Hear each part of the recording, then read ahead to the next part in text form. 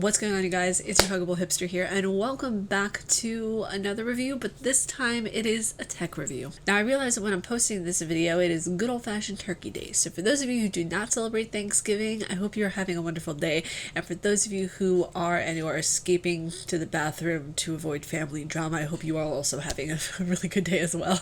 So let's get into today's review, where we are reviewing the Xbox Series X. Today's technology is ever-changing, ever-growing, and at speeds that are somewhat incomprehensible if you think about it. High-grade tech in this economy and this climate has become somewhat of a necessity, with more and more people having to stay home because of COVID, and a lot of people have to learn how to live with more advanced types of technology in order to just communicate with others and their loved ones.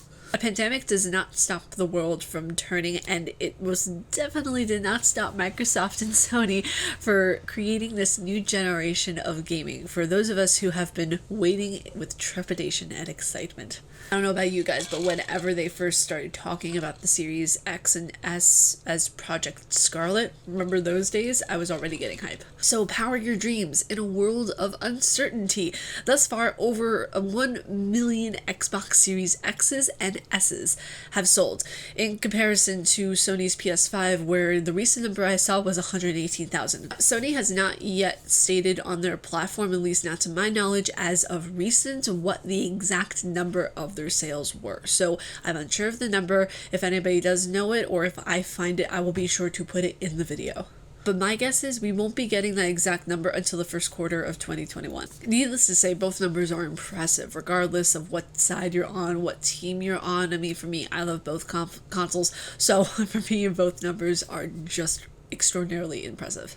Powering your dreams in this climate is tough. COVID-19 is making life more difficult than it need be. It's challenging for everyone financially. And my first thought, whenever both consoles were released and had a set release date, I thought, Xbox and Sony, like, are they really going to release a console during the height of a pandemic? Spoiler alert, they did. You were understanding that you can't really have control over the release date if it's already been finalized. Even they probably knew before what the release date was going to be before the pandemic hit. It's not their fault that, it didn't release during that time. They probably couldn't change it.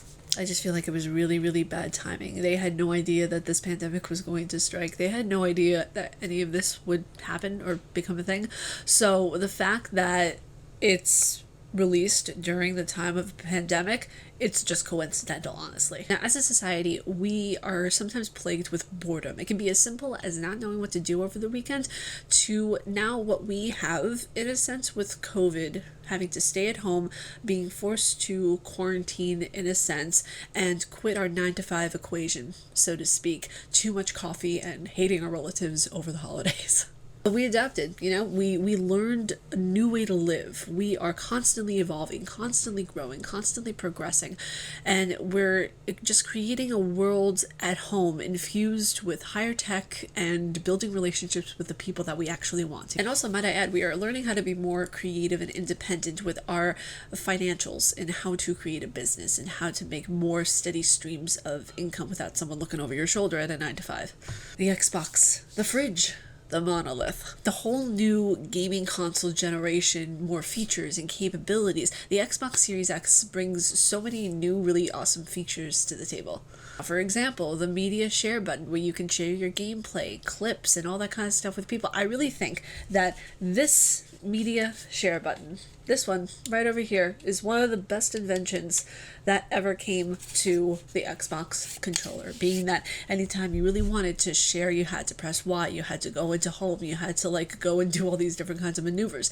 I feel like they really just made it simplistic and to the point, and right now the Xbox, I feel, is competing with PCs, because even they're enhancing their hardware so much that I feel like it's now in competition with what we already have happening with PC technology. You also have Game Pass Ultimate for $14.99 a month. You not only get gold, but you also get the ability to get for free, might I add, a lot of the games that you've always wanted to play, like Ori and the Will of Wisps, Gears of War 5, and there's so many more. I'm almost very tempted to do that at some point. Also have, in addition to what I said with the controller before, better design, better ergonomics, better just everything for a steady grip. You have textured texturized grips in the back, so you can have a better control. It's easier for smaller hands. Like, I have hands, so it's really good for smaller hands to get a grip on, where I feel like the other controller was really slippery, really all over the place.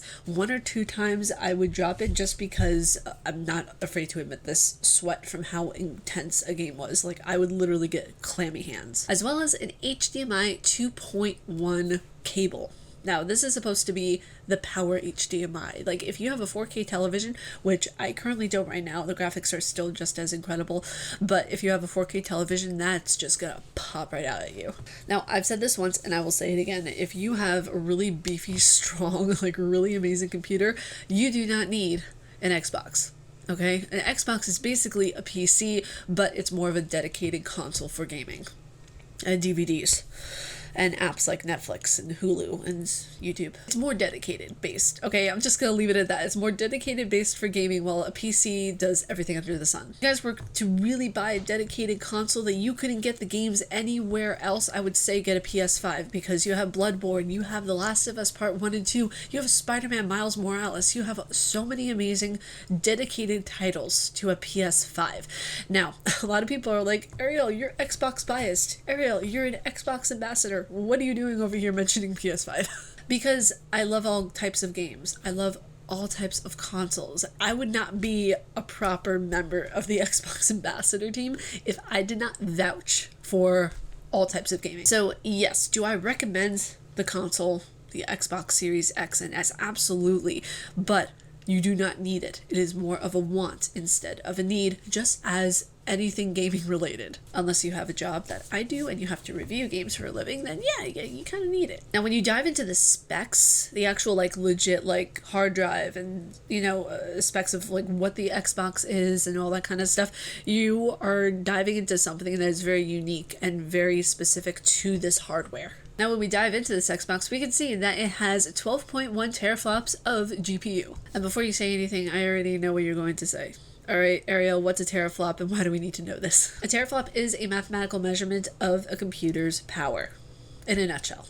It refers to the processor's ability to calculate 1 trillion floating points per second. The Xbox Series X is 12.1, right? So it can handle 12 trillion of those calculations per second. The Series X also has a boosted frame rate. It has quick resume, which is, by the way, a lifesaver. It is one of the, the other, besides media share, is one of the other best features, one of the other best assets, I think, of the console. It also has faster load times, which I'm really interested to see if the game Vampire will load faster. So let's go with my take on the Series X. Now, for me personally, I look at the Series X as a milestone for the Microsoft team. I look at it as something of where, you know, how far we've come since the 1980s, you know, with gaming, with the technology. It's just everything that so many people have worked so hard for to create. And so far, this is like one of the biggest milestones, I think, to date. We are through with the controllers that do not fit in our hands. Pictures for reference, because you guys know which ones I'm talking about. We are done with those types of controllers and pixelated faces that look like they were chewed on. We are done with those days. We now have clarity, we have clear storylines, realism, and more to come in the future that I think is going to just be absolutely incredible. Technology is ever growing, it's ever changing and ever enhancing, just as the player. And as someone who gets a little too excited over the hype and release of all of these consoles, I can say that I am happy and it is so worth it. Like, this was so worth the wait, the hype, the money. It was absolutely worth it in my opinion. There is one downside of this console that I have found out from personal experience. If you have older DVDs, they will not work on this console. You either have to repurchase them on the Xbox store or get them in Blu-ray, because it won't work. I tried to play The Devil Wears Prada.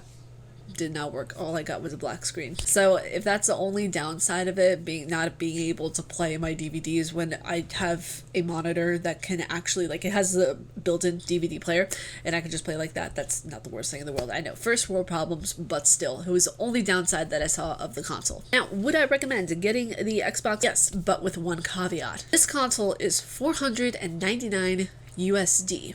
If you get a game that goes with it, it is probably going to put it a little bit over $500, going into the $600 territory. thing to really think about before purchasing, because this is an investment. It's not just something where you throw it down and you can be really nilly with it. You really have to think about your purchasing before you dive into this. Like, I remember whenever it came time to check out, everything with tax was $544. If you had added a game with that, it would have put it up around like the $580 to $90 range. So definitely think about it, mull over a little bit, and definitely take your time, because this is no joke. Like, whenever you're thinking about getting a console like this, like, it's one of those things where you really have to sit down and prioritize your finances. This is not a need for a lot of people. It is a want.